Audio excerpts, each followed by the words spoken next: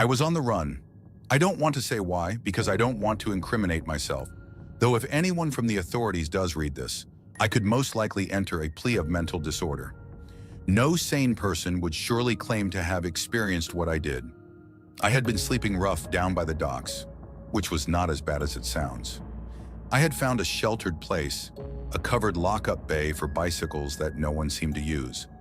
I had a good sleeping bag and a sad face that worked wonders for getting change from passing strangers. All good, until I noticed I was being eyeballed by the occupants of a passing patrol car. Easy come, easy go, I thought, putting my hands in my pockets and walking away as nonchalantly as I could from my spot. I did not want to take any chances, so it was time to move on. One of the few things I can say with any certainty about my deadbeat life is that I have usually gone with the flow. The other kids were stealing cars, so I did the same. There was easy money moving drugs around on behalf of the local dealer, so that became my thing.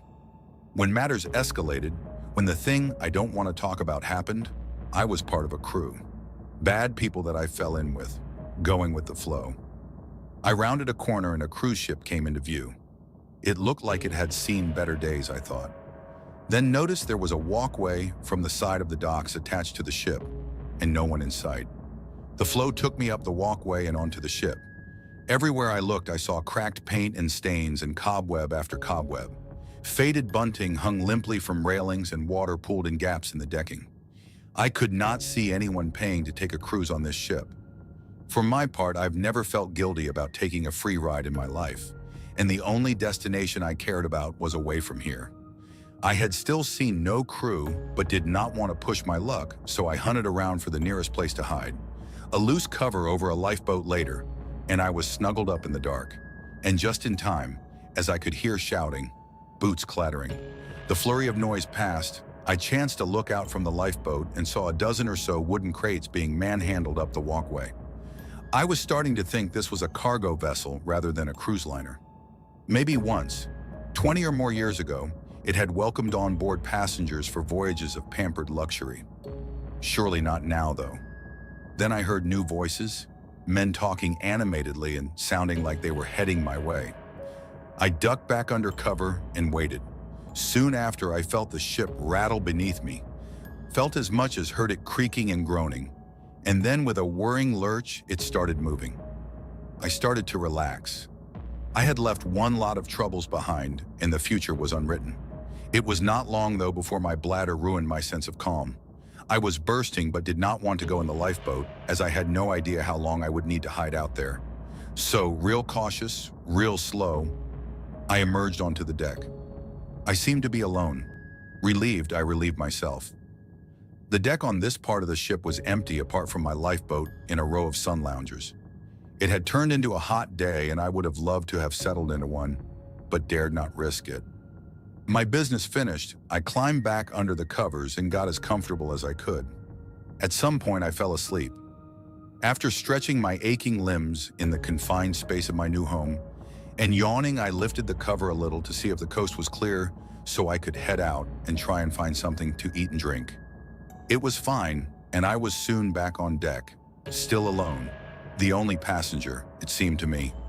A bit further down the deck, the doors to what I assumed were cabins remained closed, and it looked like the shutters on the small windows of each were down.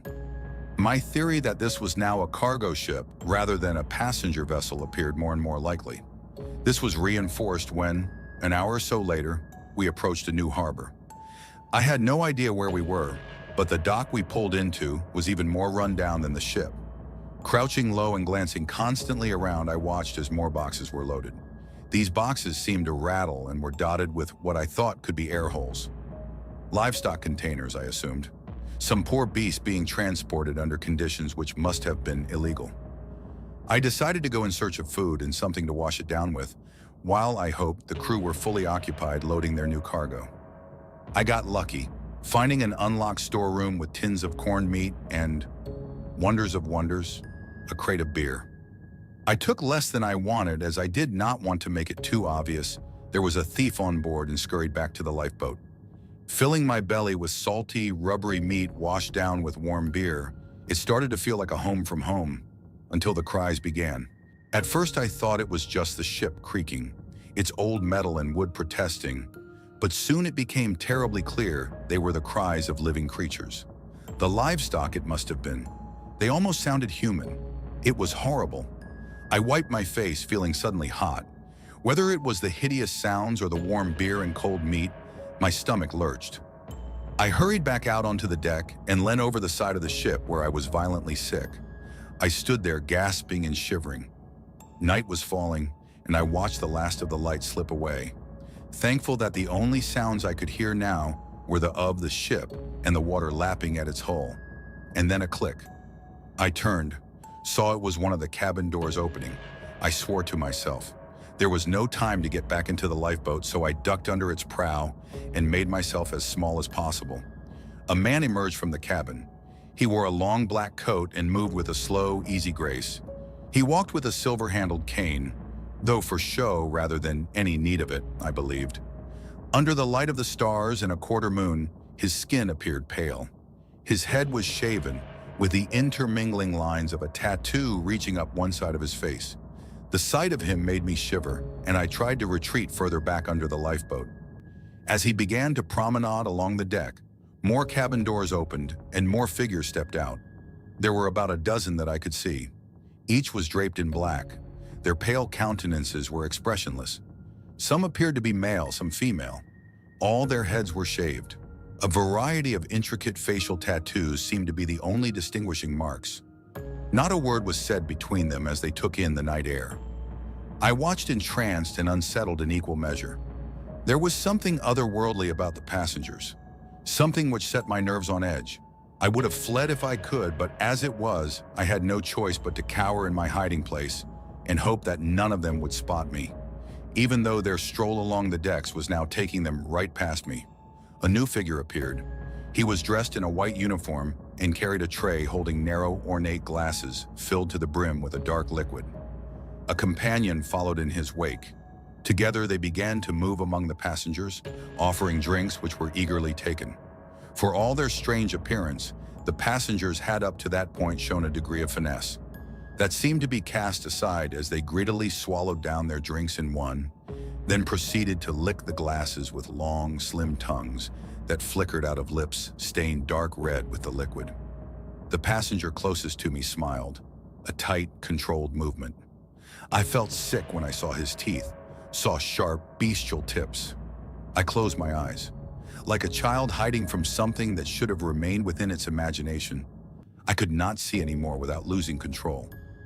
Hours later, a morning that I thought would never come crept into the sky, and the deck was once more deserted. The passengers had returned to their cabins. I stayed in my hiding place, and before long saw the crew carrying objects bundled inside tarpaulin onto deck. One by one, they tossed their loads into the sea. It was the carcasses of the livestock, I thought, then glimpsed a hand in a gap in the tarpaulin shroud as it struck the gray ocean. A human hand. 10 loads in all were discarded. 10 bodies. They floated on the surface for a moment before slipping into the depths. There was no blood pooling on the surface. No sign of life. I thought of a creature that had also traveled by ship, from its ancient home to English shores, of legends and myths. I thought of the cries I had heard, and cold fear passed through my body as the truth dawned on me. I thought of sly smiles and crimson-stained lips and razor-sharp teeth, of the hell which awaited me on this ship when night once more fell. I crouched there and wept. The sun was high overhead when my chance presented itself. We were once more approaching a dock. I saw crates lined up, waiting to be brought on board. Imagined glasses brimming, ready for the passengers to drink their fill. I took my chance and clambered up onto the side of the ship, then plummeted into the water. I made it. I am sitting on a beach now, sipping a cold drink. It is a beautiful day, but I know now that there are creatures out there that care nothing for the day, that waits for the sun to dip below the horizon. I know now that when night falls, fear returns,